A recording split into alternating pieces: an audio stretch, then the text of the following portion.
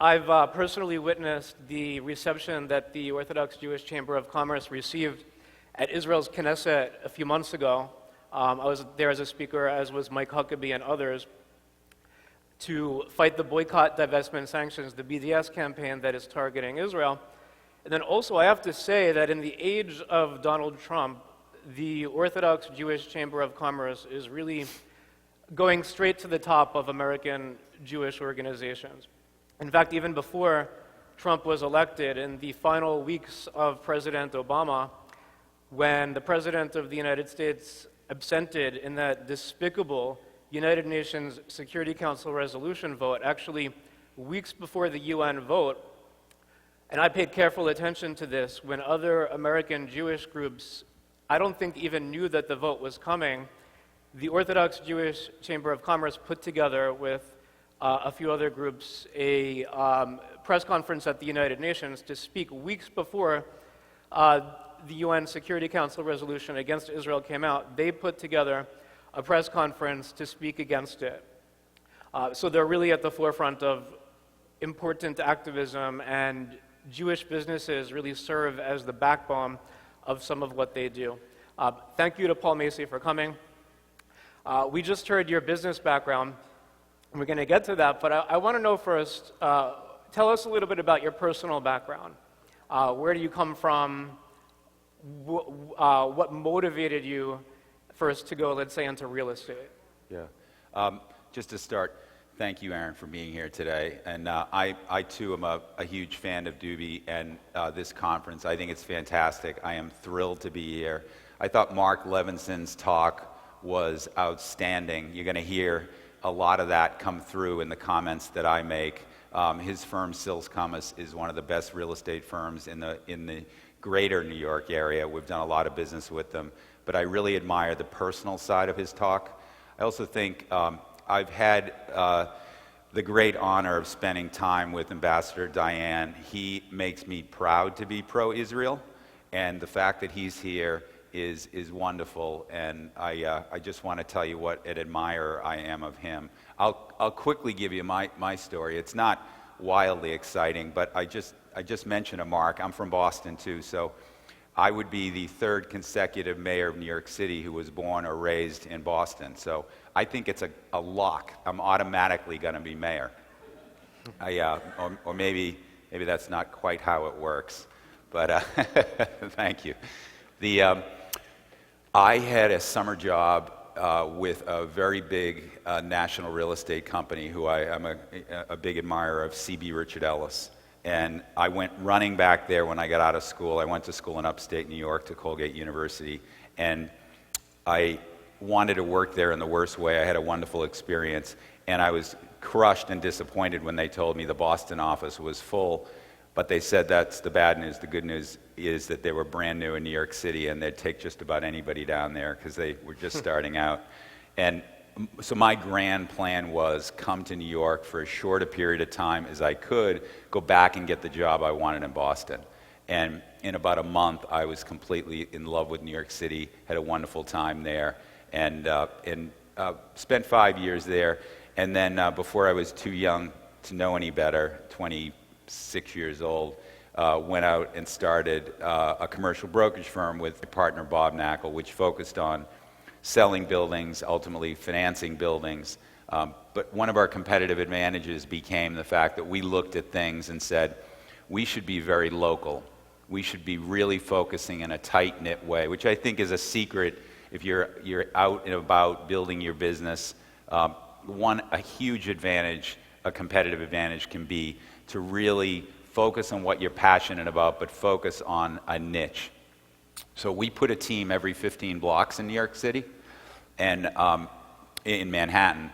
And then when we ran out of turf, we made a decision about branching into other aspects of the business and decided to stick to our knitting. So we went into Queens and we went into Brooklyn before it was Brooklyn and mapped out all over the city. So at the end of the day, we had 53 neighborhoods covered, which is a fantastic thing in terms of being out campaigning, because we told our teams, and I've been doing this for 30 years, sell, finance, but be community involved.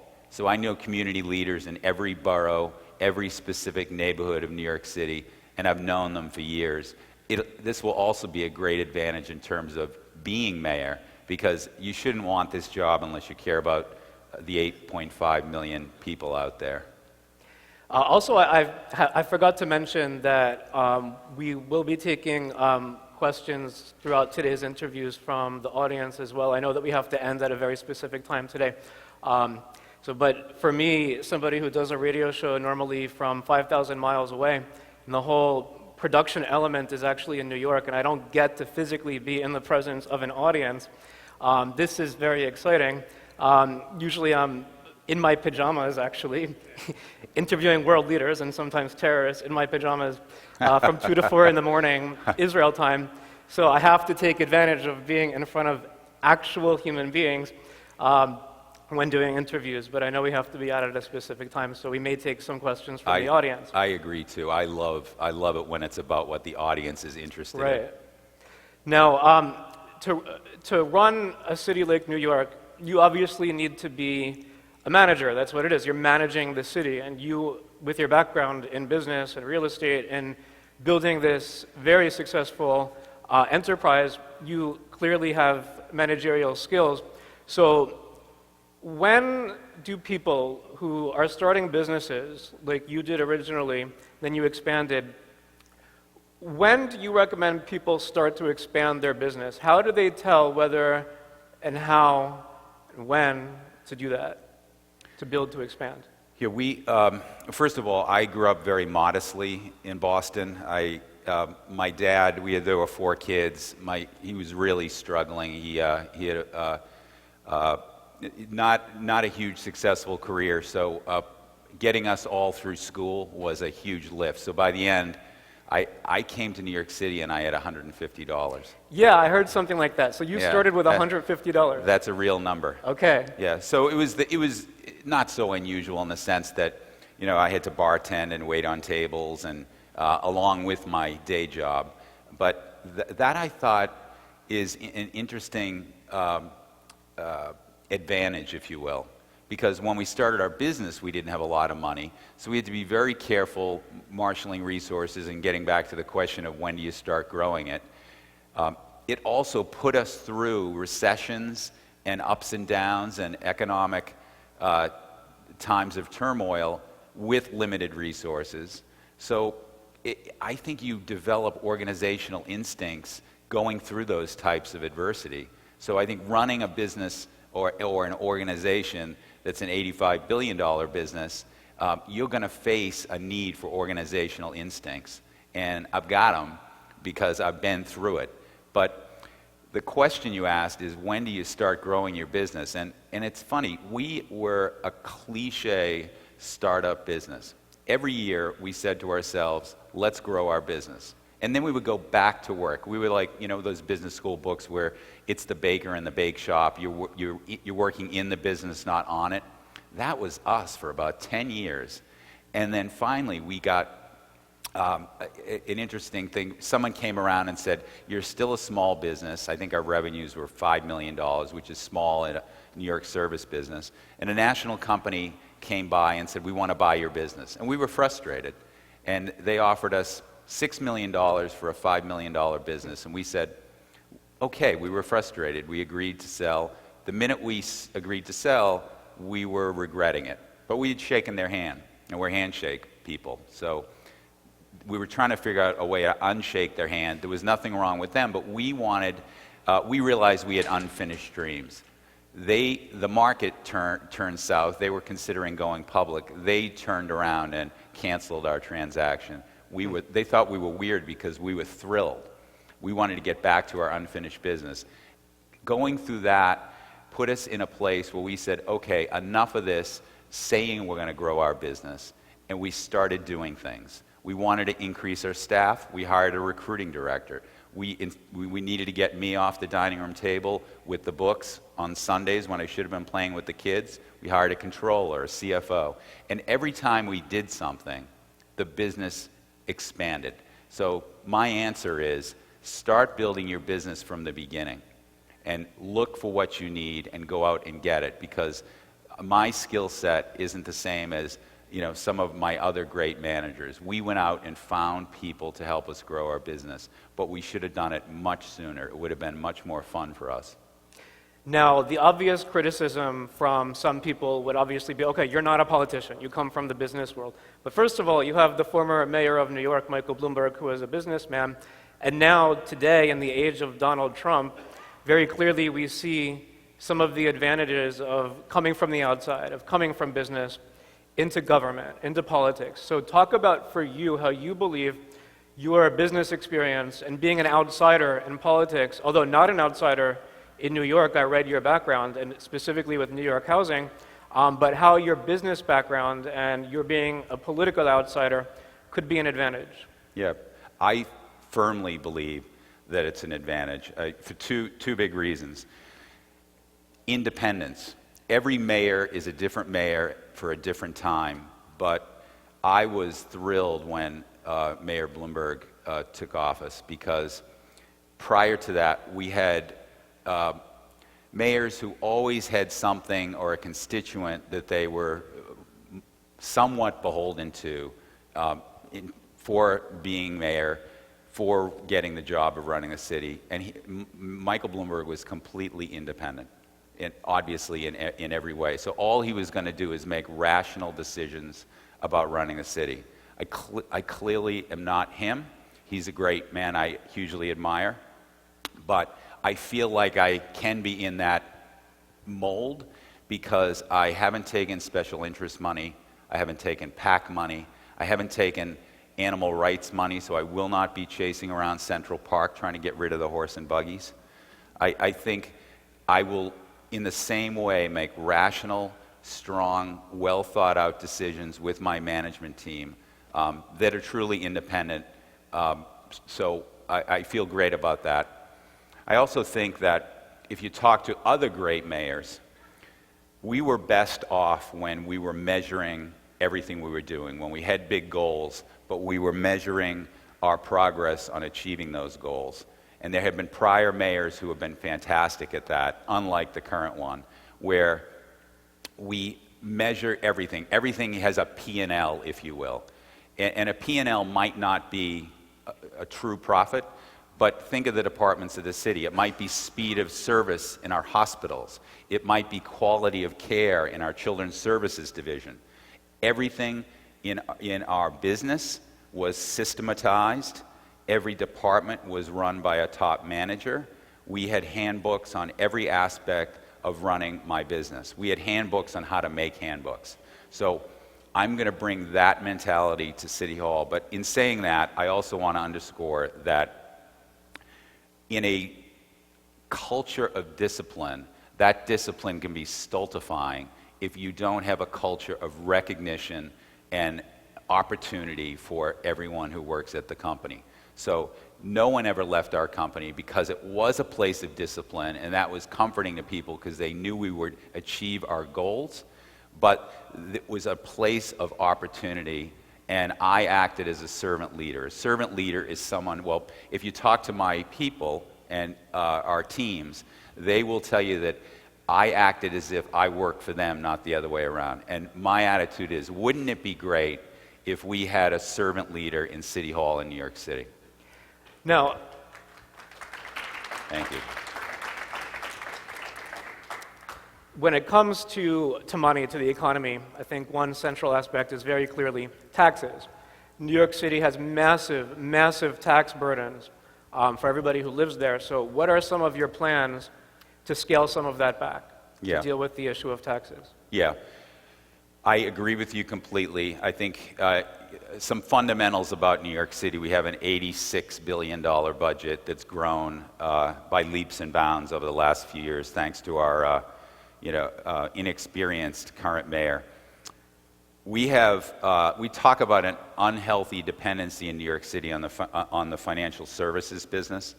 The real unhealthy dependence in New York City, to me, is we have an unhealthy dependency on the real estate business, because 40% of our city budget comes from real estate property taxes, which the mayor has lifted by over 20% in the last few years. That's scary to me.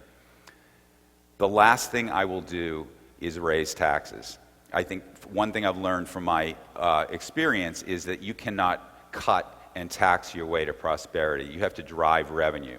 So my focus will be on limiting any growth in our budget, finding the fat in that budget, and there's plenty.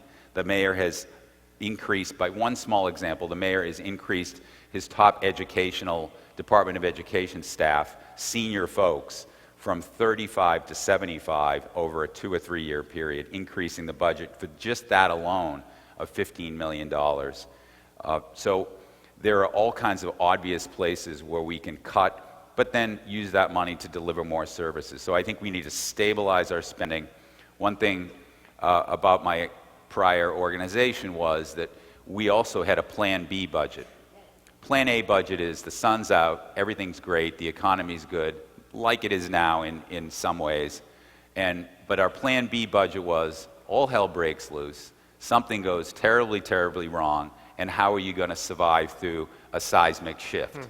When we made that budget up, usually midway through the prior year, and we put it on a shelf, we certainly had to take it out a few times, but everyone in our senior management team knew what was in our Plan B budget, had bought into it, and we could snap into a mode of survival, hunker down, drive through, which then let us drive up through times of adversity. I am certain that Mayor de Blasio has no Plan B budget on his desk. And he probably isn't at his desk now because he saunters into work at noon 3 days a week and hangs out at a bar campaigning 1 day a week. So, probably doesn't have time for real fiscal planning. Clearly has not too much time for planning of infrastructure and roads and tunnels here in the city, because let me tell you, I live in the Middle East, and in the Middle East, the roads and bridges and tunnels are better. Certainly in Israel, definitely in Tel Aviv. I just cannot believe when I'm driving around, when I'm on highways or just regular streets, going through the bridges and tunnels, it's honestly embarrassing. It's third world. So what are your plans if you become mayor to deal with the massive infrastructure, I would almost say infrastructure emergency, although it's just been like this for quite some time. So what are your plans to do something about that? It's become an emergency because the current administration is reactionary. It absolutely is. When I started this path to this road to City Hall, I wasn't hearing a lot about traffic. I wasn't hearing a lot about issues on the subway. And since it's been ignored, it's now a full-on emergency. And I think that we need to address it immediately. I have begun rolling out substantial policy positions and documents. My first one was on education, the thing that I'm most passionate about. We have to fix our public schools. I've rolled out my position and policies on public safety. And on Monday, I'm rolling out infrastructure and transit.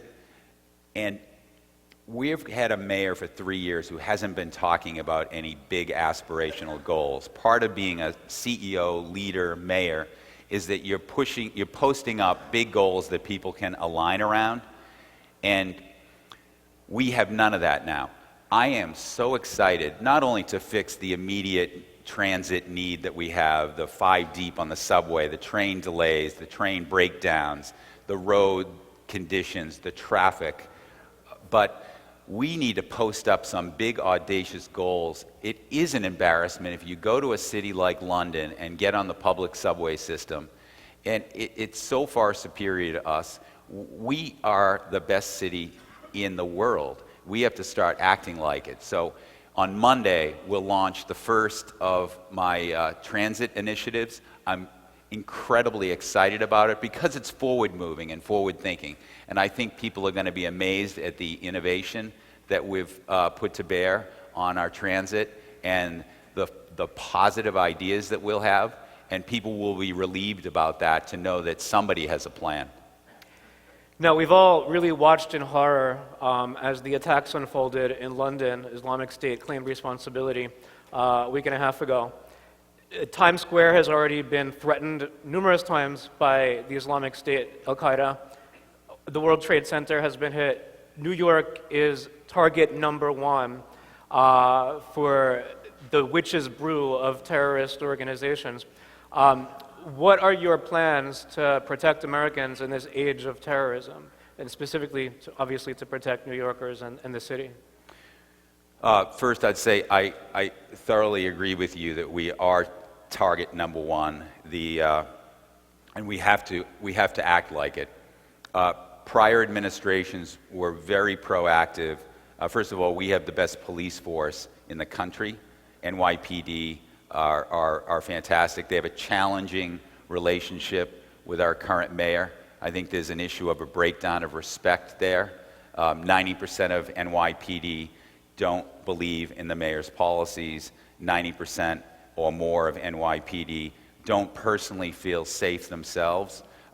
That goes to the inherent disrespect between them and the mayor. And everybody in New York City feels that, and it's very disconcerting. So I think we need to support our police force. I think we have work to do on community policing, but we need to ultimately support our police and say that I'm their leader, we share the same values, and our police force is strong and good. That being said, I want to focus on what NYPD is doing to proactively address potential terrorist threats. Prior administrations had NYPD active in other hot markets around the world, listening, looking, cooperating with federal forces, other countries' intelligence organizations. We need to be proactive about our anti-terror activity, and we need to have a mindset that we are a target and we have to keep safe. Here we're at the Jewish Business Expo, and obviously one aspect of counterterrorism and just community safety is anti-Semitic incidents, attacks, the blackout game that we heard about in the past in Jewish sections of New York. So if you can talk just briefly about plans also to protect against anti-Semitic attacks, which I know come into the general avenue of what you were just discussing with counterterrorism. Yeah, well, let me underscore again. I said this already, but I'm pro-Israel, and the Jewish community in New York is such a vibrant, big community. They are such a part of New York City. I think we need to have zero tolerance for any anti-Semitic activity, discussion, mindset, and we need to, that's part of communication. I think leadership is communicating. People have to know that the mayor of New York is pro-Israel, pro-Jewish community. I feel connected because the real estate business connection is big. We've been active in the Jewish community in that way for 30 years. But I'm talking to community leaders all over the city, and this goes across the board. We want to be in New York because it's a diverse place. We've got 176 languages spoken, hundreds of community groups here. And I think we all embrace that and live that way. And we are all in New York City. There's no other city like New York in terms of being a melting pot. No other city whatsoever. So we need to protect that culture. And any anti-Semitism threatens that. And I will be intolerant. Again, so because I am in front of an actual audience and not doing my show in my pajamas at 2 in the morning in Tel Aviv, I do have to take advantage of that. So if there's maybe 1 or 2 questions, I think we have very little time. But does anybody have a question that they want to ask from the audience? I don't know if we have a microphone, but okay, I'll repeat the question.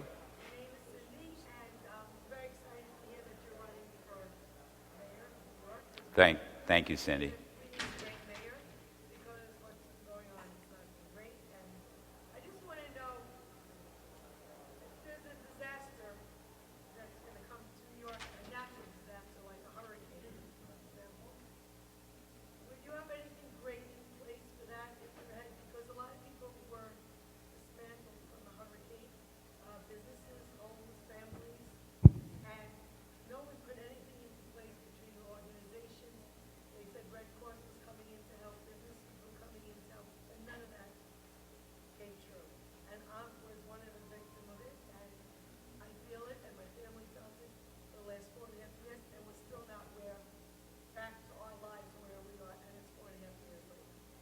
Yeah, I'm aware, and the answer is an absolute yes.